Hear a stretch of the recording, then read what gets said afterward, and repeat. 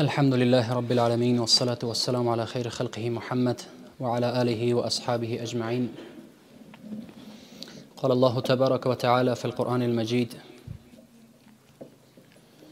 والله جعل لكم من بيوتكم سكنا وجعل لكم من جلود الأنعام بيوتا تستخفونها يوم ظعنكم ويوم إقامتكم ومن أصوافها وأوبارها وأشعارها أثاثا ومتاعا إلى حين. صدق الله العظیم. خدمت همه خواهرای ارجمند و کسایی که صدای ما را میشنوند، السلام علیکم و رحمت الله و برکاته. الله متعال را بی نهایت سپاسگزار هستیم و تشکر میکنیم که توفیق عنایت فرمود که در دهمین برنامه شاید باشه یا نهمین است از سلسله درس‌های خانواده خوشبخت کنار هم هستیم. در درس‌های گذشته استاد همراهتان موضوعات متفاوت را و مهم را که خود ما در جریان بوده ایم همراهتان شریک ساخته، چون اونا مریض بودن این موضوعی هفته را به ما واگذار کردن که باید پیش ببرن. موضوعی که امروز در موردش صحبت خواد کردیم، موضوعی البته در نزد خودم که در نزد شما چقدر اهمیت داره و ربط به خودتان داره. در نزد خودم این موضوع بی نهایت مهم است، چون آغاز امی درس از ابتدایش تا به این لحظه ای که شما رسیدین که هفته بعد شاید هفته اخیرش باشه، در مورد رسیدن یک خانواده به خوشبختی ها و خوبی ها بوده. حالا وقتی اوقدر صحبت ها شد، گفته شد، مسائل بیان شد، شاید از خوشبختی ها خیلی حرف زده شده باشه. وقتی اینقدر این موضوعات قابل اهمیت و حائز اهمیت است و اینقدر مهم است، همین موانع چی است که ما نمیتونیم به می خوشبختی ها دست بیابیم؟ چی سدیه های وجود داره یا چی موانع، چی چیزهای باعث شده، چی دیواره هایی است که ما را نمیگذاره که به می خوشبختی برسیم؟ اما عوامل، علت ها، اسباب چی است که نمیشه که ما به می برسیم؟ یعنی تو نیست که شما در یک مجلس در مورد خانواده شنیدین بارها و بارها، در صنف، در مکتب، در پهنتون، در کورس، از استادا، علما، دانشمندا، از همگی شنیدین. پس این موانعش چی است؟ در حالی که الله میگه در قرآن که والله جعل لكم من بیوتکم سکنا، ما خانه ها را برای شما قرار داریم محل سکونت. چرا امروز احساسی که ما در خانه باید سکونت آرامش داشته باشیم بیشتر در بیرون خانه احساس میکنه؟ عادت خوب باید بری باشه که اگر ساحه دیگه، یعنی ساحه کاری، درسی، تعلیمی، اجتماعی سر انسان تنگ آمد، در خانه باید پناه ببره. ولی آل برعکس این موضوع شده، بالاخص برای مردا بیشتر. یعنی اگر ساحه سرشان تنگ میشه، خیلی دوست دارن، شما بعضی خود جوانا را شاید دیده باشن، دوست دارن که نباشن در خانه، در حالی که خدا خود دروغ نمیگه. گپ خدا خود من اصدق من الله حدیثا و من اصدق من الله قیلا، از الله کرده که راستگوتر است در سخن، در حدیث گفتن، در بیان. و امی خوشبختی از جمله پدیده هایی است که خیلی مردم ایره گم کردن. خیلی مردم،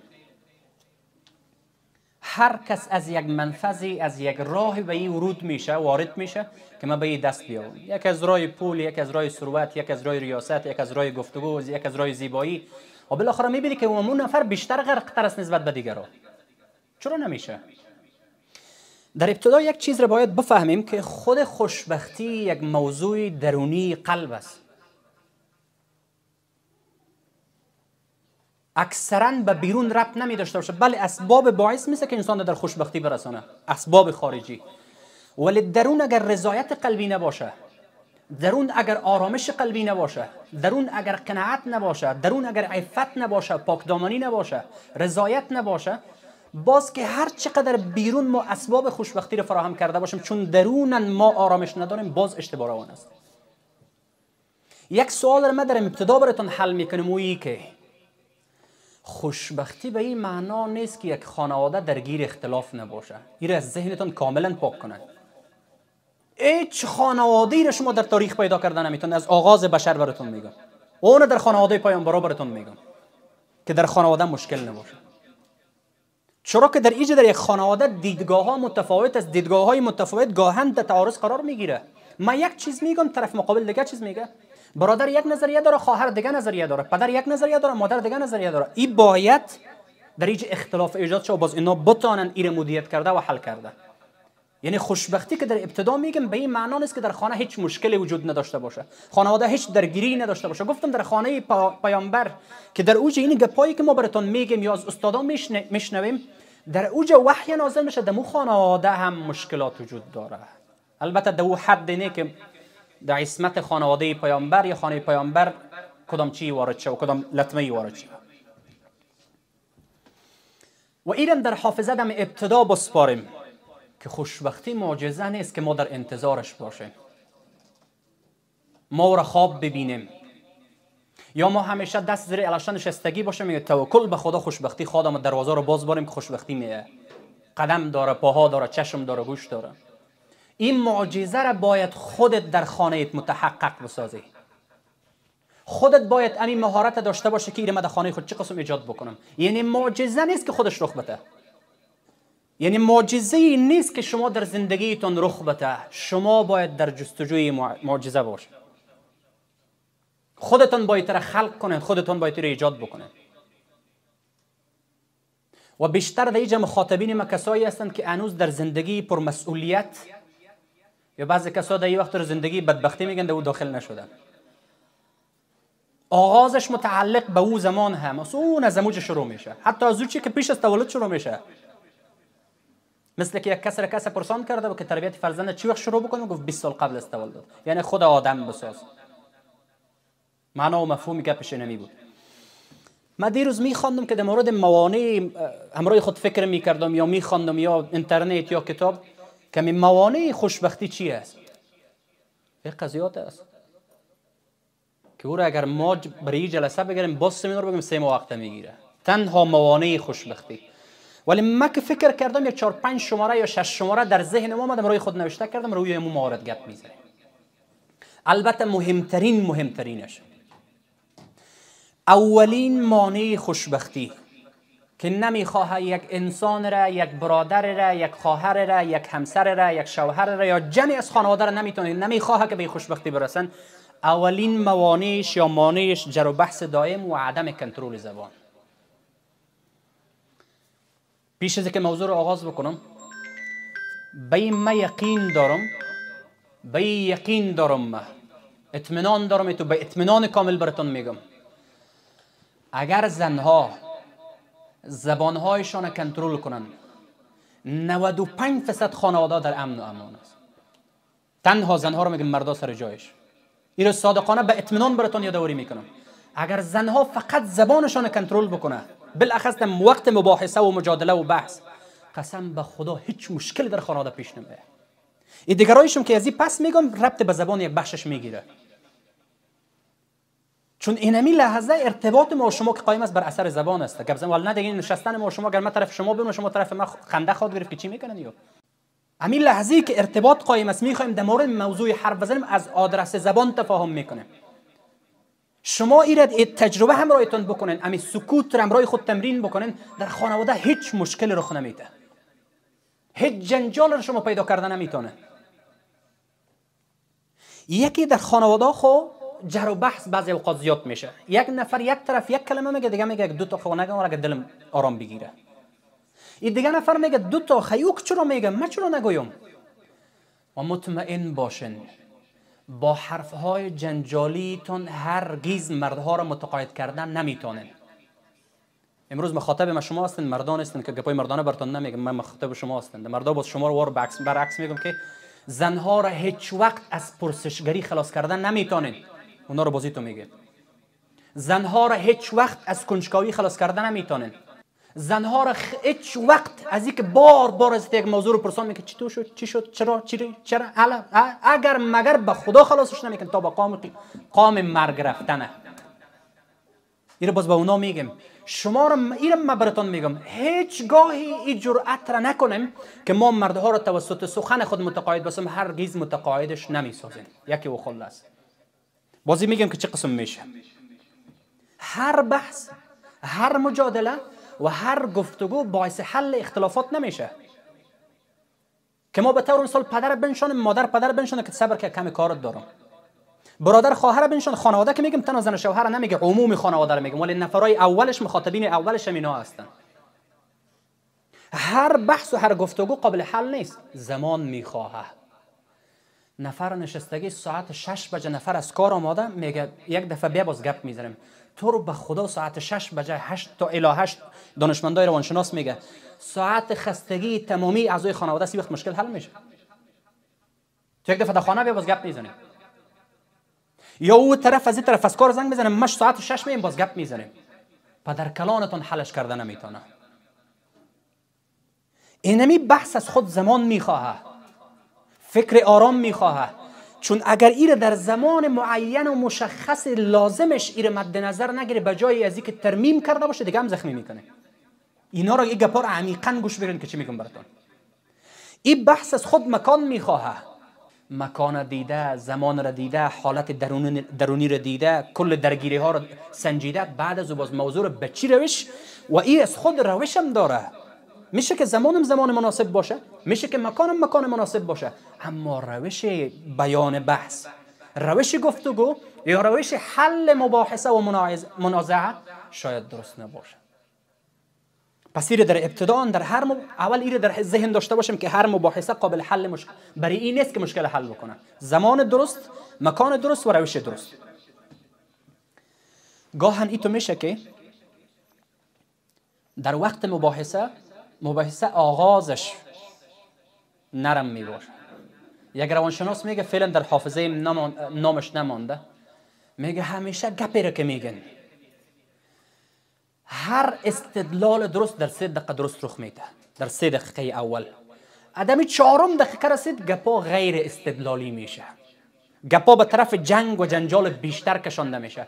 اگر میخواین که واقعا مشکلتون حل شوه، مباحثه‌ای که شما دارین با طرف در 3 دقیقه بگوین، مچو مگر زن در 26 دقیقه گپش خلاص شوه. چرا؟ امی مهمترین گپا در اول زده میشه. مهمترین گپا دم 3 دقیقه اول.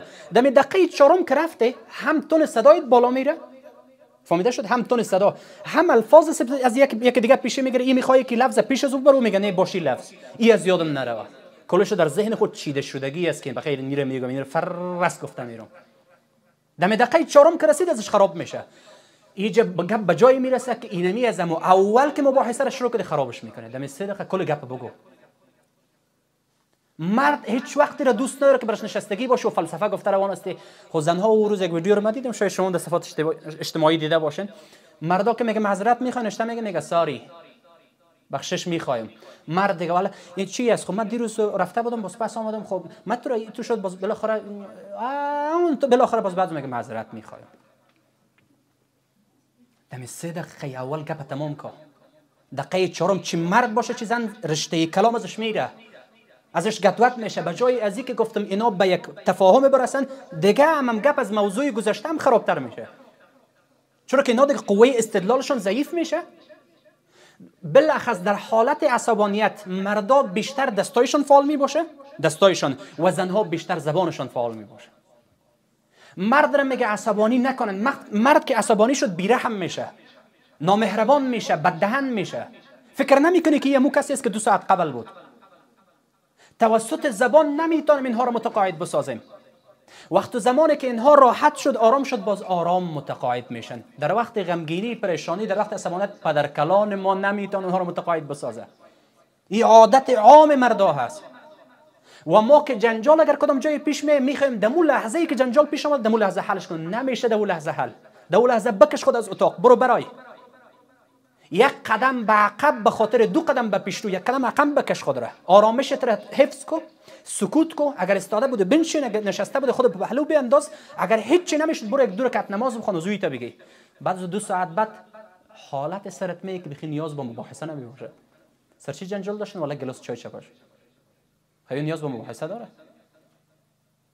یعنی بعد از رفت فکر در جایش میاد، چون دمو لحظه انسان تعادل درونی رو از دست میده، کارهای غیر متعادل ازش صورت میگیره. 2 ساعت بعد میفهمه او چی کردیم به خدا، هیچ نیاز به بحث نبوده. ولی اگر نیاز به بحث باشه در اوایل نه، در 2 ساعت بعد 3 ساعت بعد 1 روز بعد باز خوب حل میشه. ایده جر مباحثه کردن ایگه پار متوجه باشه. چون همون لحظه ای که کدام حالت رخ میده در خانه، گویا در داخل فضای اتاق امواج منفی پخش شده روان است. در امواج منفی پخش شده نمیتونه گپای مثبت بگویی. بگذار که امواج منفی از اینجا برایه. حالا وقت زمستان ازم بخاری که دود میکنه واسه کنار یک دفعه باز میمونن، دروازه یک دفعه باز میکنه که باشه دودا برایه که اینجا باز آدم گاز میگیره، اینجا باز باعث مرگ کس میشه. امواج منفی وقتی که از یک مباحثه تلخ در خانواده پخش شد، این دیگه هم امواج منفی از دهان نبراین، بیرون نکنن. در اینمی تو موقعیت ایتو نه که از راستی دروازه رو باز کنیم، بگذارن که امواج منفی از اینجا دور شوه، از ذهن دور شوه، از فضای خانه دور شوه، حالت چهره درست شوه، بعد از باز در حالت خیلی آرامی گپ بیان بکنن. در ای تو زمان کنترل عصبانیت، کنترل خشم، ای از روش ها است. سخت است که انسان خشم خود کنترل بکنه، ولی پیامبر را وقت حل کرده که انما الصبر بالتصبر. حقیقتا که صبر با تصبر حاصل میشه. به این معنا صبر تمرین نیاز داره. صبر چی نیاز داره؟ تمرین کردن نیاز داره. همیشه نیاز به این است که هر گپ جواب داده شود. بعضی گپا رو سکوت کن، از بعضی گپا بگذر، بعضی گپا رو دیگه تعبیر کن، بگو نه هدف زی نبود، چیزی دیگه بود. در اینمی موقع ایره که آهسته آهسته تمرین کنی، یک وقت کل گپا برات عادی میشه، خندیت میگیره. انما الصبر بالتصبر. این صبر خود تصبر رو گفتم میشه که سر خود فشار بیاری، خود محکم بگیری که از چیز گفته نشه. عاجل اونمول از خانه برای امو لحظه عاجل برو در حمام یک وضوی عاجل بگیر، بعد از او هیچ گپم نیست. ولی امو لحظه در یک لحظه کل زندگی رو تمام میکنه. در یک لحظه، در یک دقیقه. ما خو این مردم سر کار داریم در فضای اجتماعی. این تو گپا میگه قسم به خدا پشیمان هستم، فکرم نبود، عصبانی بودم. راه حل نداره، طلاق است. او که حالت عصبانیت چه حالت گفتم؟ شو فقها رو چیز دیگه تعبیر کرده. در این عصبانیت های ما نیست. و حالت عصبانیت رو گفته میشه که واقعا انسان ششه را بشکنه، نفر را بشکنه، هیچ نفهمه که چی گپ است. اون رو حالت عصبانیت فقها میگه که طلاق در اون صورت واقع نمیشه. در دیگه صورت ها عصبانیت نیست. هرچی از زبانت برآمد بگو، زندگی رو تمام کن. پس در سکوت زمان تمرین میشه که ما صبر تمرین کرده بریم، زبان ها را کنترل کرده بریم، گپای اضافی نگوییم. در اون زمان میشه. در غیر صورت اگر ما بگیم که والا خیو میگه خیمه چی تو کنیم، خب صبر دیگه معنیش چی است؟ چی وقت شما صبر در کار میگیرین؟ در زمانی که خیرت باشه. ما بعضی اوقات میگم صبر در وقت غم است، صبر در وقت پریشانی است. خب نمیشه که ما در تالار عروسی صبر کنیم به خاطر که ما صبر میکنیم به خاطر که غمگینی پیش اومده. چی غمگینی است؟ اوجا مسئله خوردن است، نوشیدن است، اوجا رقص و پایکوبی و دوام مورد دیگه است. اوجا خود دیگه غمی وجود نداره که تو بگی ما حالا صبر میکنم. الا که صبر به معصیت میگم مسئله جداگانه است. یک راهی، یک گفته غزنچی، یک بینی خمری برش جور میشه.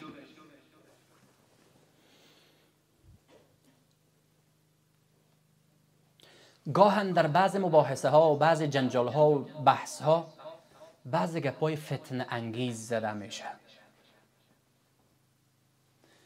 این در حافظه ایتان بسپارن.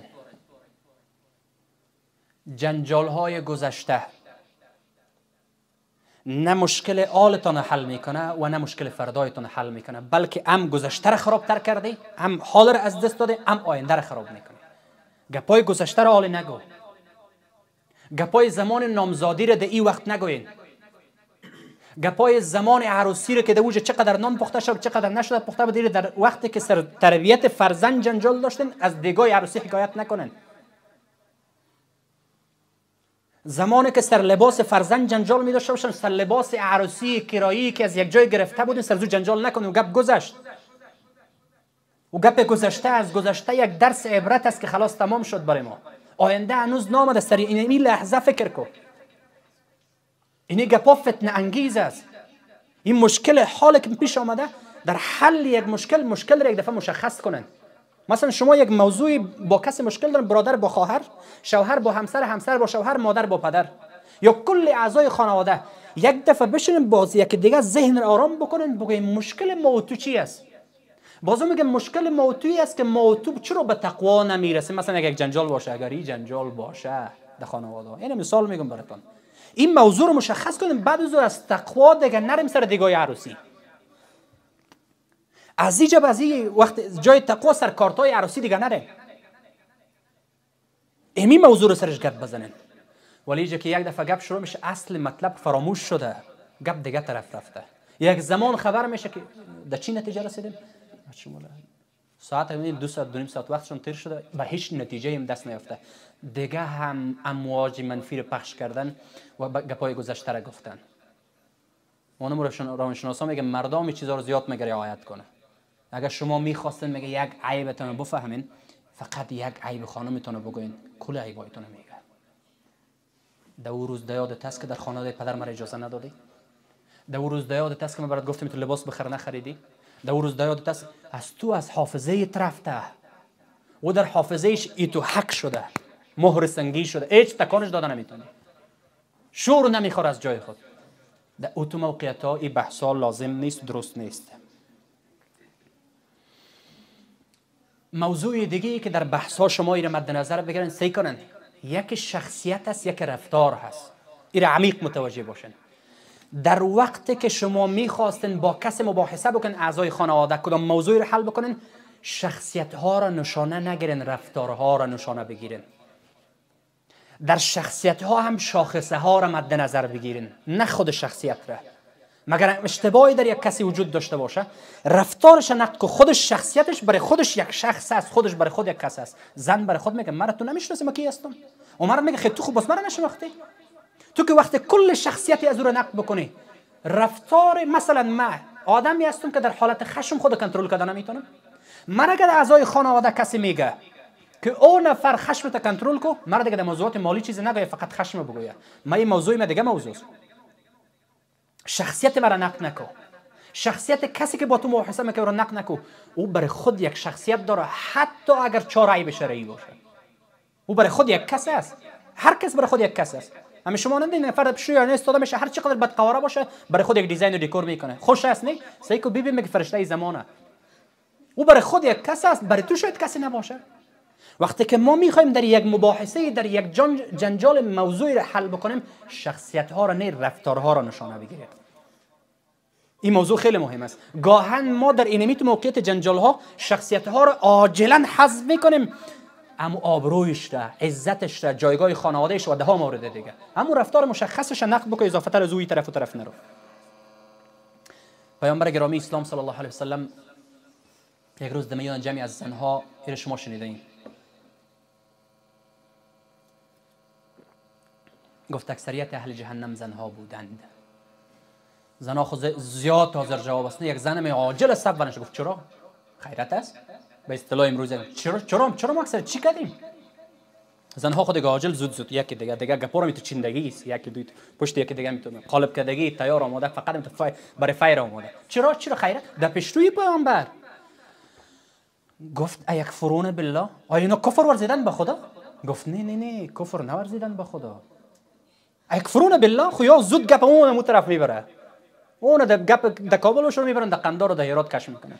ایکفرون بالله با پیامبر بخی نگفته که با کفر به خدا ورزیدن، گفت ایکفرون بالله، آیا با کفر به خدا ورزیدن؟ گفت نه، یکفرون العشیر یا یکفرون العشیر، ناسپاسی شوهرای خدا میکنن. گفت چه قسم؟ گفت لو احسنت الى احداهن الدهر ثم رأت منك شيئا قالت ما رأيت منك خيرا قط. میگه همراه یکش اگر یک دهر و یک زمانه خوبی بکنه، یک اشتباهی را از تو ببینه، برای چی میگه هیچ خیر در تو ندیدم. خطرناکترین و زشتترین زن اینمی زن است. ما رأیت منک خیرا قط، حدیث پیامبر است، از تو هیچ خیری ندیدم. در خانهش نشستگی است، میگه از تو هیچ خیری ندیدم. پشتر چای صبح خورد، پشتر نان چاشت خورد، میگه از تو هیچ خیری ندیدم. امو لحظه از کل وسایل از اسباب استفاده میکنه، میگه از تو هیچ خیر ندیدم. امو لحظه در تلفن من مباحثه جریان داره، تلفن او برش گرفته، میگه از تو هیچ خیر ندیدم. در موتر امرایش نشستگی از جنجالش جریان داره، میگه از تو هیچ خیر ندیدم. در مسیر یک مهمانی روان است، جنجالشان میخزه، میگه تو هیچ خیر نداری. موج طرف خوردن، طرف شکم پروری روان است، میگه تو هیچ خیر ندیدم. طرف خانه پدرش روان است، جنجال جریان داره، میگه تو هیچ خیر ندیدم. خیر در چشم تو چی است که تو میگه ما رأیت منک خیرا قط؟ ما از تو هیچ خیر تا حال ندیدیم. چون در او وقتی قوت زبان اینا خیلی بالا میره، دیگه کل چیز رد است. خود کنترل کنیم، خفه نشن. خفه نشن. اقدر در این جنجال ها که شما توان میکنن، مردا توان نمیکنن. دیر مطمئن باشین. و ایرم براتون میگم برنده اختلافات خانوادگی بازنده است، چی مرد باشه چی زن. هر کسی در جستجوی برنده شدن اختلاف باشه. زن بگه که ولی نبرم اگه بانمش، مرد بگه من خو مرد هستم. این از امو زمانی که تصمیم برنده شدن گرفته، از امو زمان باخته. مطمئن باشن، چرا که این با وجود خود درگیر است، این پای خود را زده روان است. این چی مرد باشه زن، این تیشه را گرفته روان است، در پای خود زده روان است. بالاخره پس این دامن خودت را میسوزانه و بس. خوش نباشه دیگه. ما درگیر با همسایه باشی، کوچ میکنی یک جای میری. درگیر با شریک کاری باشی، شراکتتون ختم میکنی، اون مسائل ختم نمیشه. بلخص اگر اولاد داری و چوچه داری و عیال داری باشه، اینجا مسائل مهر و خل و دب بلا و بتر دیگه باشه، یک عالم گپ کار داره. مسائل محکمه از جنجال است که بیخی دلت سرد میشه. کاش امی آغاز نمیکردم این جنجاله. حالا خب باز قدرشان هم معلوم نمیشه که باز زمان زکه دیگه جدا شدن، باز زنگ میزنه 2 سال بعد حال اجازه است که نکاح کنین، باز شریعت میگه نه اجازه نیست که نکاح کنین. یک ماه بعد باز قدرشان معلوم میشه که دیگه که حالا خوب نشد که من جنجال کردم، خوب نشد. و خود نمیفهمه و خود درک نمیکنه که کل خانه سری پر است، چی مرد باشه یا زن. جنجالشان ختم شد، بعد از اون میگه اوه چی اشتباهی را مرتکب شدیم. باز زنگ میزنه. کس بر من زنگ زد خیر اگه تهجد بخوریم طلاق مفسخ نمیشه. خیر اگه تهجد، یعنی تو یک فتوا بده دیگه یک 20 شب 40 شب اگه پای هم تهجد بخوریم طلاق مفسخ نخواهد. گفتم نه که 40 سال تهجد بخوریم طلاق است. این سر جایش هستی پس نمیشه. و مشکل را وقتی که میخواین بحث بکنین، چون این موضوع خیلی مهم است، از کاه کوه نسازیم. یک مشکل نیق خورد است، برو میگه نق بزرگ میکنه، حق بزرگ سرش گپ میزنه. جنجال پشانیات ترش نخوانه. جنجال چی گپ از خیرت است. والا چی یک عروسی رفته بودیم، ما گفتم اون لباس پوش رو، گفتم اون لباس پوش، دیگه جنجال نمیشه. این طرف ریشم داره، این ریش کلان آدم، اون طرف 1 2 3 4 چوچه هم داره. جنجالتون سر چی بود؟ سر رنگ لباس. بعض از نفر سیمی باشه مجبور است اینجا بشینه که حکم چند دقیقه خنده گرفته، باز بعد موضوعتون حل میکنه. اینا گرفتن از کاه کوه ساختن، این جایی نیست. باز گپ که در کوه رسید باز نمیتونه که حلش بکنه، او دیگه خیلی استوار و محکم است. گپ بازون در گذشته میکشه، در حال میکشه، از آینده میکشه. موضوع دیگه که مباحثات را گډوډ میکنه، نصیحت کردن مدام زن به شوهر. چرا نکردی؟ چرا نشد؟ چرا نگفته؟ چرا نرفته؟ زنها این به یاد داشته باشند، مردها را نصیحت نکنن. اگر میخواستن نصیحت بکنن توسط جنس خودشان نصیحت بکنن. هیچگاه مرد قانع نمیشه که نصیحت زن بشنوه. مطمئن باشین. الا در وقتی اگر صمیمانه حرف میزنن، مثلا یک جای شوخی می تو گپ دارن، امرو یکی دیگه بعضی گپا رو بگه والا این کارت صحیح نیست، باز شوخی ایده حالت گفته میتونه. اگه ای تو نفر بنشونه که تو بیا که من کارت دارم، من امروز یک چند دقیقه گپ دارم، پدر کلان ما نمیتونه قناعت بده. گفتم که به حق رد میکنه، میگه من از تو بشنوم. چرا ما ایره براتون همیشه گفتم مردا یک حس خودخواهی دارن، برتری طلبی دارن، ریاست طلبی دارن. الا اگر برعکس موضوع باشه که بجای ازی که برای خود زن گرفته باشه شوهر گرفته باشه، باز میشه. گاهی اوقات بعضی کسا زن نمیگیره، شوهر میگیره برای خود، برای خود شوهر میگیره. در اون صورت میشه. مثل که یک روز یک نفر برای من زنگ زد، میگه مرا خانومم از خانه کشیده. یه تو خنده گرفته بود مرا، به خدا به می زبان گفت مرا خانومم از خانه کشیده، 3 شب میشه که از خانه برآمدیم. این صورت میشه که باز رو نصیحت بکنه که آخرین اختار، این میشه. در غیر صورت ممکن نیست که با نصیحت و خیرخواهی دوامدار پی هم و هم چرا به سیستم نقد بین کردن ممکن نیست. این من از این خاطر براتون میگم شما نگین خیلی چرا ممکن نیست، مردا هست فطرتا این میقسم. ولی در وقتی که خوش بود، سر حال بود، حساب کتابش جور بود، مسائل مالیش جور بود، یک رقم خوش است که باز هیچ قابل تشویش نیست. باز هر چی بگه میگه چشم قبول داره. در اون زمان باز هر چی بگه قبول داره. دیگه وقتا نمیتونه. نمیشه. یک آرزوی دست نیافتنی است. به جای از اینکه او را بسازن خود خراب میکنه. پس یکی از موضوعاتی که جنجال ها را خیلی خوشبختی ها را خیلی از خانواده کشیده، یعنی بحث‌های دائم است و عدم کنترل زبان است. یکیش این بود. دوم، مانع خوشبختی تجملگرایی است. چی را میگه تجملگرایی؟ نمایش دادن ها، مادیت پرستی، تفاخر، فخر فروشی، چشم و همچشمی. او ای قسم پوشید، من که ای قسم نپوشم نمیمانمش. او در عروسی خود ای قسم کرد، اگر من یک کارو نکردم نمیشه. آغازش از کجا است؟ از مهریه های غیر منطقی. در درس هفته گذشته بود، هفته گذشته استادم رایتان یادآوری کرده. دمو زمانی که این موضوعات منعقد میشه، یک دفعه توان خود آدم بسنجه. در اون زمان گفته ماغز نیچه میگه خون آدم گرم میباشد، بنویسیش، ما در خدمت. نوشته که چند نوشته میکنی؟ یک خانه بیخیده می کارت 4 بگی برش عاجل کده. چه کارت 4 نه شیرپور بگه شیرپور. مهرم 30,000 ماجر برش نوشته کن، 40,000 دلار نوشته کن، هیچ مشکل نیست، میت فردا براتون تسلیم میکنم. عروسی دمی عروسی مسیر رای میدانوایی یا پشتوی میدانوایی میشه یک ذره خوبکش از این موقعیت باز میگیرمش. یکی بعد از اینکه انعقاد عقد میشه که نامزد میشن، خود خبر نداره که نامزد از هم 4 عیب شرعی بوده. برعکس دو طرف میگه. یکی امروزشون یک چند گپ مباحثه تبدیل میشه، یک دفعه امروز خود چرت میزنه خیلی عروسی میره ما برم دو تالارای بزرگ بگیرم میارزه. یکی امروز خود فکر میکنه که با این اخلاق ما خانه برای د کارت 4 شیرپور بگیرم. وقتی که این جنجال ها را میبینه، اینقدر جنجال پی جنجال، ما 40,000 مهر دلار بی بتم، اونمو است که او گپایی که زمان گرم بود در حالت طوفان از یادش میره. پیش از عروسی گپشان خراب است. این چی است؟ از کدام مادر از گپ خراب شد؟ تجملگرایی، زیاد مادیت پرستی. در اوایل زندگی عادت به مصرف زیاد داریم. تو فکر میکنه که مصرف کردن زیاد انسان به خوشبختی میرسونه؟ جنجال زیاد اینمی خانواده داره. حالا سرش مفصلا گپ میزنه. میگه چرا؟ میگه یک عروسی است ما رو به یک خوب کشفش تیر کنیم. همین تو میگه. البته به می ادبیات نه مفهومی گپش نمیگه.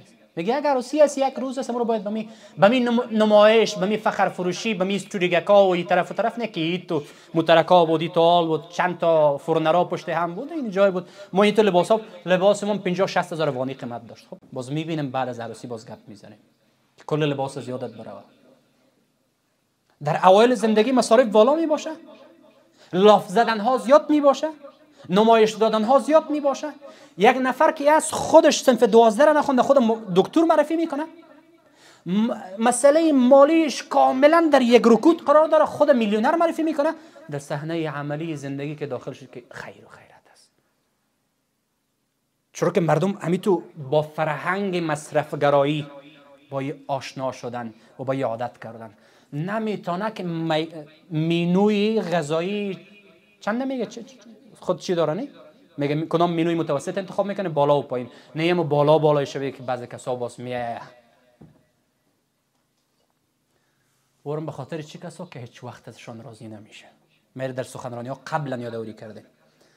اگر در عروسی فقط یک غوری برنج باشه نه، مردم که برآمده میگه خاک در سر آدمای بخیل شو، یک غوری برنج بود.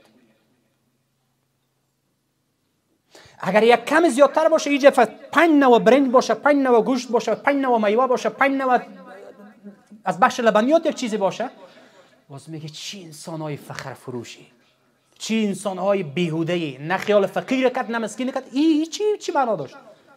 نه در اون حالت ازت خوش شد و نه در این حالت ازت خوش میشه. این مردم خب ماشاءالله هر کدامش محللین سیاسی هستن، محللین و تحلیلگرای برنامه ها هستن. مطمئن باشن از اونجا که آمده دقت تحلیل میکنه. اگه عروسی رو در یک تالار خوبش هم بگیره هم پشت گپ میزنه، اگه در خرابش بگیره هم پشت گپ میزنه. نمیگذاره آدم. زندگی است که خراب میشه از داماد و شوهر عروس. بعد از زندگی، بعد از اینکه زندگی رو آغاز کردن، قرضداری های، مشکلات، گپای مردم انسان رو زود زمینگیر میکنه. اما ابتدا زندگی رو برای خود بسازین. از تجملگری، فخر فروشی، نمایش به خدا به درد نمیخوره. انسان چشم میشه، مردم حسد میکنه، زندگی رو خراب میکنه. نکنیم این کارا را. این دل سوختاندن بالای خود رو باید یاد بگیریم که اول بالای خود دل بسوزانیم. این زندگی کلش این قسم شده. خانه پر از وسایل. یک چی دملست، یک چی هم بگی، یک میز غذاخوری هم بگی. تا حالا در میز غذاخوری نون نخوردن. برن خانواده رو سعی کنن. پاک ستره همونجا پرس کرد. چی میگن او سرش پلاستیک کش میکنن. تیار ماندگی. فرنیچر چند فرنیچر 20000 پیدا میشه. نه 1,20,000 چوبش باید چوب 4 مغز باشه. 1,20,000 ونه. تا حالا سرش نشستن که یک گپ خوب سرش بزنن. دوجه آشپزخانه یک یخچال، نه که یخچال هم چاره میشه. اون یخچال که باید سرش دوجه بخوره. خودشم قدش نمیرسه که مرو باز کنه که دوجه برسه کدوم اوزوجه. باز شوهر تو بیا مرو باز. فریزر باز چیزی دیگه. باز اینجا گوزم آخرین مدل که تا اشاره روشن شه. چشما رو هیت کنه روشن شه. چی میکنش؟ من از تو آدمو قسم به خدا صادقانه پرسان میکنم. میره دگور میبرن؟ این کل از قابل استفاده است؟ زندگی سبک زندگی در خارج کشور تغییر کرده، تمام کرده. تغییر کرده. حال مردم به این خوش است که خانه های کلان، منزل های کلان چیز باشه. تو برادر و خواهر در یک اتاق زندگی میکنی. دیگه جنجال است. ایلان ماسک میشناسه؟ پولدارترین فرد دنیا است. او روز در موردش خواندم در خانه زندگی میکنه، کل محولش 275 متر است. در این توی خانه زندگی میکنه. ما خیلی کم پول پیدا کنیم 8 منزله بزن. در یک خانه زندگی میکنه. و دیگه کل جنجال است. من نمیفهم که چی میکنی بالاخره. بازی فرنیچر خو وقتش دیر میشه نه، باز دیگه فرنیچر دیگه مدل میه. حالا میره تبدیل نکنه. این رو خویی تو کو نکرده که بخی. این دمو عدم استفاده کنه میشه. در عدم استفاده. در دود بخاری و دود کابل، فضای صاف کابل با این چی میشه؟ خراب میشه. بعد از بازی مودش تغییر میکنه دیگه میره. تا اون زمان مدل این دو نفرم تغییر کرده میباشه. اون نفرای زمان اول نمیباشه. زمان چی؟ جز این چیزا که فضای خانه را تنگ کنه دیگه ارزش نداره. این چیزا خوشبختی رو در خانه داخل نمیکنه، جنجال رو زیاد میکنه. زندگی رو ساده بگیرن. هدفم زندگی ملنگی نیست که شما سر صبح بر خانه این تو فرش بگیرین، تو فرش بر خانه عروس. زی فرش موکیت سرخ پرت دیگه کل دلیز زی فرش کرده، تشناب زی فرش کرده. هدفم زندگی ملنگی نیست. زندگی رو در حد بگیرن که هضم کرده بتونن. لقمه به اندازه‌ای باشه که در داخل دهن جای شود. و اتو البیوت من ابوابها، از کلکن ها نمیگم، از دروازه ها داخل شوین. یا دستورات قرآنی از گپ قرآن است. من همیشه رو یادآوری کردم. یک نفر میگه یک خانه در کارتشار، یک شیرپور، یک در فلان جا، یک در خوشحال خان دارم. 2 تا شمیتو خالی است. و 2 تا خو هست خالی کی خالی. یک دیگه ای شما است، یک 4 منزله باشه، دم 4 منزل در یک واحدش زندگی می‌کنه، دم یک واحد در یک اتاقش زندگی می‌کنه، در یک اتاق در یک کنجش جایش است. دیگه چی میگه؟ نه روز باز میریم میگه یک معیشت میکنیم. مناجات خرابات هستیم ما. عجب. زندگی ها رو اینی چیزا خراب کرده. چرا؟ ایره کاش که بگوییم به خاطر رفاه و زندگی خود فلانه گرفت. تو رو به خدا از کل مردم نظریهشون همین نیست، به استثنای 1-2 کو بخی شامل نیست. چرا؟ فلانه گرفت. اینمی زندگی رو از همین جای خراب میشه. اونجا خواست شوهر توانش نیست و مرد بیچاره نام نمیگه. چرا که من گفتم مرد یک حس غیرتی مردانه داره که او در برابر زن نمیگه که نه. خود چشم. و زورش سر خودش میگه که چقدر زور داره. پول پیدا کردن خیلی سخت است. زنا دیگه یک بټوګه دیدین نه بټوګه پیسې کې داخلش حضورم زود چی میگن از خانه دیگه چادر زود کش کو دیگه پرت دیگه عاجل بټوګه دادیش 1000 کش کو دیگه کش کو دیگه هیچ بخیالش هم نمیک چی گپه. این چیزای خوراکی یخچال که باز کنین 20 رقم که مشم زیتون مونده است که فلانش مونده است یک در خانه رو نمیخوره. این چی میکنه آدم؟ کلش برای نمایش چشم همیشه در مهمانی میشه که با یک دو سه چهار غذا حداقل به خاطر عزت مهمان که پیامبر گفته که مهمان عزت کنه 4 غذا هم کفایت میکنه. یک 14 نوع غذا. چرا؟ به خاطر که مهمان رو دوست داره. نه کم نبیایم. این خدای پرستی و خدا پرستی که پا رفته کل زندگی رو یک قسم دیگه شده، یک رنگ دیگه گرفته. اون نه نیت خدایی است، نه صداقت است، نه اخلاص، نه ضیافت، نه اکرام ضیف است، اکرام مهمان. یه سنت های پیامبر است، ولی کاش که از این خاطر می بود. این تجملگرایی زندگی رو خراب میکنه. در اوایل عروسی طلای کرایی، لباس کرایی چی میکنش؟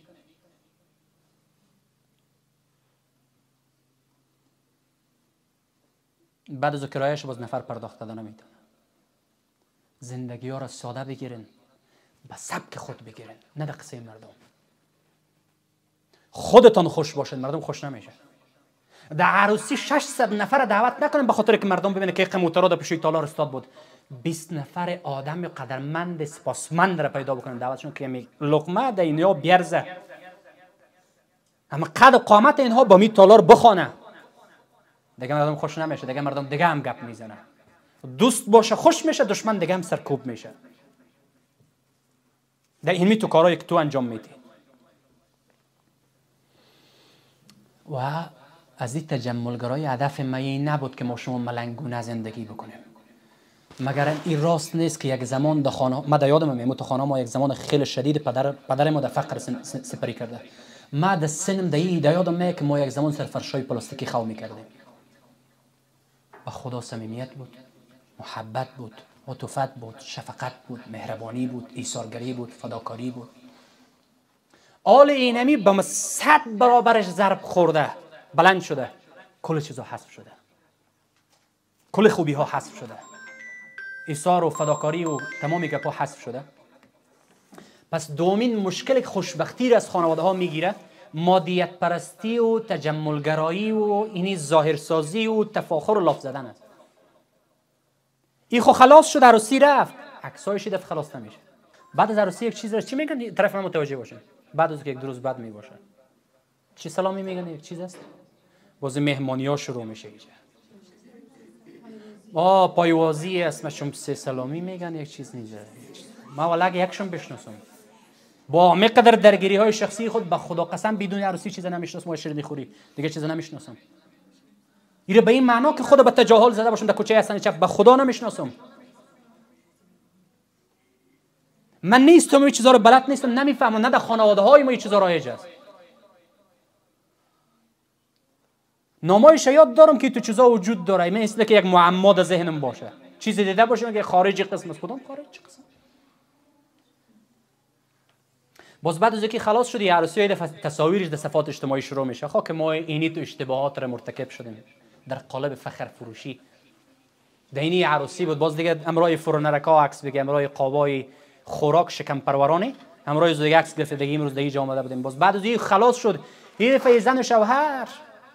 ما امروز در اینی جای اوایل عروسی است هم تو گزو خاطر که پا است. بعد از ولکه شروع را اجازه بده که بخوری.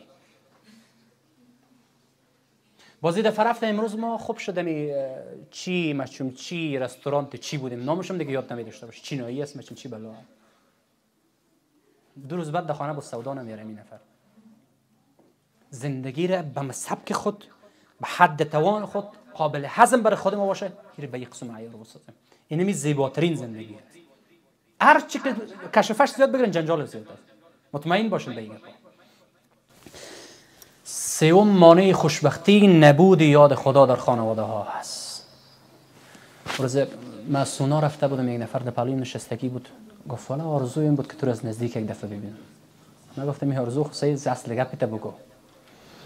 میگه یک دور من را یاد بده که میان موز خانم یک محبت ایجاد شود. خب چرت میزنه که برای دعا پیدا کنم، محبت ایجاد شد، صمیمیت ایجاد شد.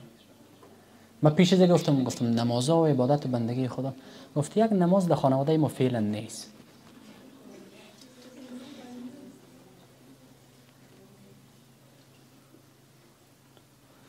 قسم به پروردگار اگر بخید بسازیش، آل برات میگم، در خانواده ای که بندگی خدا نباشه، عبادت نباشه، تقوا نباشه، قرآن خوانی نباشه، احساس مسئولیت نباشه، صداقت نباشه، ایمانداری نباشه، در اوج عبادت های مخفی نباشه، در اوج نیایش و مناجات با خدا نباشه، با پروردگار قسم اگه بسازنش، ایره مطمئن باشن نمیشه ساخته.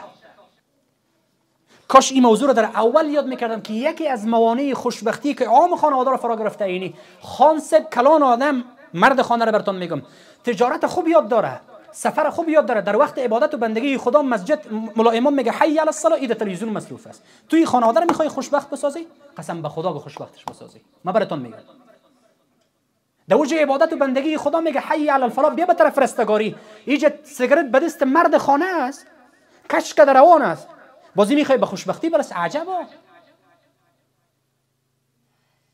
کلا و حاشا حتی یلج الجمل فی سم الخیاط، کسی که اسم تفسیر بوده باشه، این کار تا زمان متحقق نمیشه تا زمانی که شتر را از نیفه سوزن او طرف تیر نکرده باشن، که نه، هرگز ممکن نیست. عبادت و بندگی خدا نباشه، دعا رو تو چی میکنه؟ دعای محبت برای ما بده. بزرگترین عوامل محبت میان زن و شوهر عبادت و بندگی خدا است. چون که در اون خانواده عبادت خدا میشه که شیطان نفوذ نداره.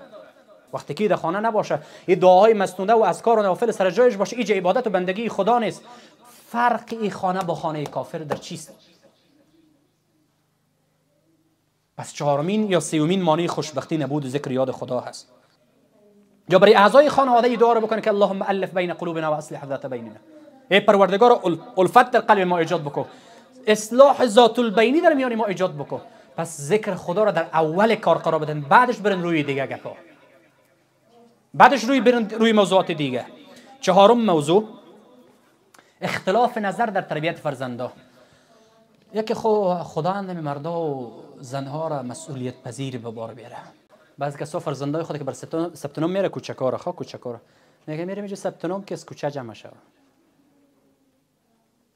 فرزندی برای عمیق ارزش داره که فقط از کوچه جمعش کنه. و تا لیری خب بگذار که برای زمستان فرزندا و اعضای خانواده خود برنامه داشته باشه که من 3 ماه چی میکنن. به استثناء یکی دو که استثناءات گفتم شامل نیست، او یک نفر دو نفر حتما خوب میباشه. فقط به دنیا آوردن، از زایشگاه آوردن، در کوچه رها کردن، بس. یعنی چیز یاد دارن، از او اضافه تر چیز سرشان نمیخواد. ایره خب بگذار که یا یک دفعه به این سر تربیت گپ بزنه. یکی از مشکلات خانواده ایش است که اختلاف سر تربیت فرزندا. یک اختلاف خمو زمان آغاز میشه که ما در ابتدا میگه فرزند بیاریم یا نبیاریم، خود عصری میگیره، در حالی که یکی از اهداف ازدواج تولید نسل است. یک دفعه سرو جنجال از خود عصری میگیرن، یک 4-5 سال بعد از باز یک زمان میفهمه میگه بد کردیم که در ابتدا ما فرزنددار نشده. چی میکنه؟ درسای ما مونده. عجب، یک درس خوان هستی. در زمان مجردی کلمات چیز در سرش نمیخورد حالا باز درس میخونه. انسان هدفمند چی در تأهل باشه، در تدرج هدف که داشته باشه، و درس زود در زمان تأهل میشه، در زمان مجردی هم میشه. این خانواده که هدفمند باشه، درسش در زمان هم است، در این زمان هم است.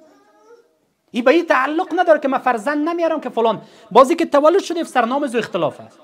نام غربی میگه یک نام وطنی میگه. این زن خود یک ذره استریگک میگیره، مثلا استریگک میگیره، یک نامی را میگیره که ده هیچ فرهنگی رو پیدا کردن نمیتونه، ده هیچ دیکشنری وجود نداره. ور چی معنا کنیره؟ فاتینا و ماتینا و شپچینجینا. مرد باز یک نام رو انتخاب میکنه که اولش امروز شروع میکنه، آخرش فردا فرا میرسه. هیچ خلاص نمیشه نام ازو. نام ساده بسیط پرمعنا. خلاص از جای ازی که 2 بار تو رو تکرار کنی، یک دفعه دهان بیخ تمام. دیگه یک دفعه نام کلان انتخاب کرده، مثل که از خود طفل کرده نامش کلان است. او برادر، خود در مورد اسما کتاب ها نوشته شده، ایره بخوان، این در تربیت فرزند با کارت میایه. اسما وجود داره، نامش مشخص، کلش بزرگ، دلیلش بیان میکنه برات. دیگه خب ما بخید در کتابخانه در مسیری از این نرفتیم که باشه میگه کتاب ما پیدا کنم که نام ها او باشه. آشپزی چه قسم میشه؟ کتاب آشپزی خیلی زیاده. سرچایی که در گوگل است کلش در مورد آشپزی و آرایش.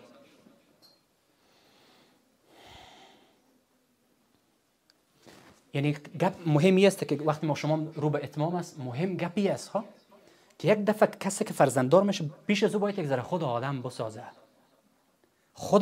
من اون روز کسی آمده بود یه ویدیو من نشر کردم، یک کس آمده بود گفت من برای فرزندای خود ازدواج میکنم، من اگر مشوره بده که چی قسم ازدواج بکنن یا چی قسم براشون همسر بگیرم.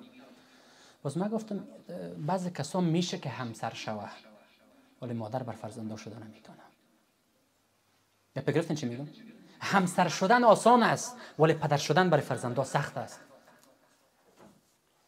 زن گرفتن آسان است ولی زن که در آینده مادر متعهد به فرزندا باشه این ممکن نیست.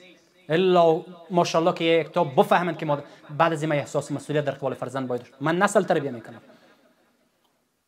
یک دفعه اینا به تفاهم برسن، نظریه یکی بکنن. از یک طرف مرد اق سختگیر میشه که زندگی سر اعضای خانواده تلخ میکنه و زن اقدر آسان گیر است که نزدیک است که نظامی کابل فرانسه بسازه.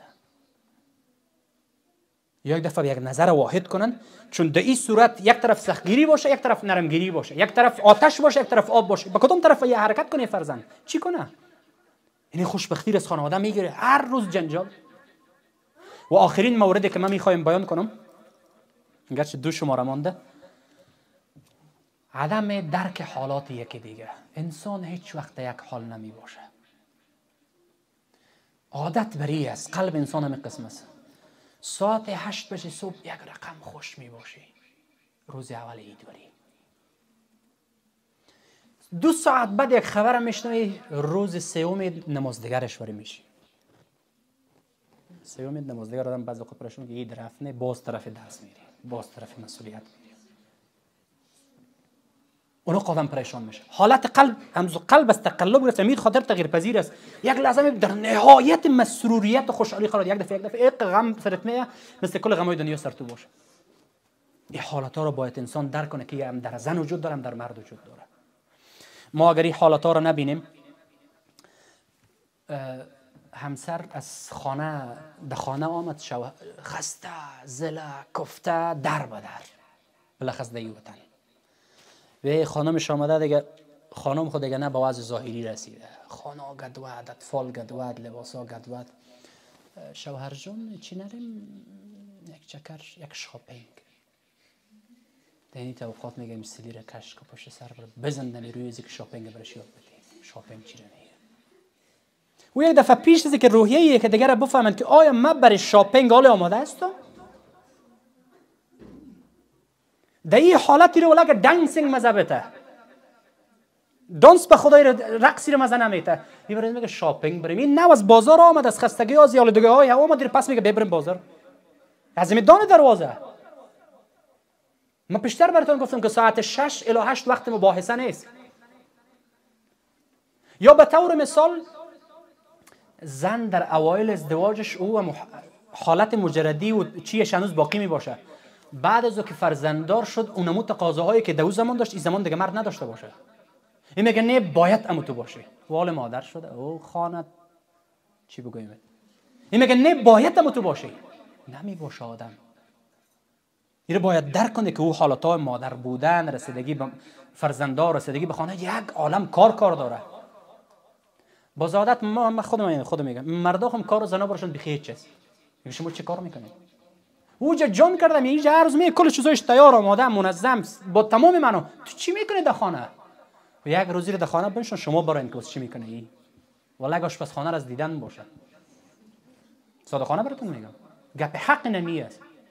حالاتی که دیگر درک نکنن در وقت حالاتهای نامناسب از مشقت‌های زندگی و روزگار شکایت نکنن پیش کسی. نه این طرف و اون طرف نه اون طرف و طرف. حالت دیده بعد از گپ بزنه. حالا در اوایل نامزادی، اوایل ازدواج گپا هم زنگ‌ها زیاد میباشه تماسا. 2 ساعت و 20 دقیقه. 1 ساعت و 20 دقیقه. بعد از ازدواج 4 ثانیه 5 ثانیه. آمدم رفتم. خود تیار بس خلاص. این زمان دیگه تقاضا رو نداشته باش که باید 2.5 ساعت با ما گپ بزنی. نمیزنه گپ. او حالتا رفت، او زمان رفت، اون میره. که او یوسف زمان گرفته باشه، او زلیخا زمان گرفته باشه، به اصطلاح امروزی براتون بگویم، او زمان تیر میشه. او همون زمان بود. این حالات ها همیشه درک حالاتی که دیگه باید انسان ها داشته باشه که به چی حالت چی باید بکنه. زنها خو اکثرا شاید دیده باشن، نه؟ تو میفهمی که به چی گفته روان هستم؟ گوشت به من است یا نیست؟ یک دفعه صبر. اون مرد بیچاره به خبر نداره که چی قصه است. برای او گپ زدن میره، گپ چی گفتی؟ چی گفتی؟ تو میدونی که به چی گفته روان هستم؟ نه والا نفهمیدم. خود تو نمیشنوی؟ گوش نداری؟ لا حول ولا قوة الا بالله. هیچ مهم نیستم برات. نه یک زنگ، نه یک احوال، نه یک پرسیدن. وجه برای او پیام داد. یک روز چی گفتم در سخنرانی صنف بالا بود فکر کنم. او شوهر پیام میده که امروز از مسیر را که آمد یک ذره سودا از یه بیار. او در خانه که میگه که سودا پیشش نیست. این شوهر کجا بوده؟ در که مستریاک موتر جور میکنه، باز موتر میره دیگه تو که چقور رقم است. در اوج نت و بولت میکنی، برو پیام داده که سودا روان کو. و عاجلا پیام باید ببینی. میشه دیده. زن در آشپزی مصروف است در خانه، از اون طرف زنگ زد، عاجل باید جواب بده. 100% میشه. در تشناب که تلفن جواب داده میشه. نمیشه که ما تشناب تلفن جواب بده. توقعات مالی را کم کنیم، توقعات بیجا را کم کنیم، درک حالاتی که دیگه حال وضعیت مردم موقع نیست به حدی که با تمام خواسته های ما رسیدگی شود.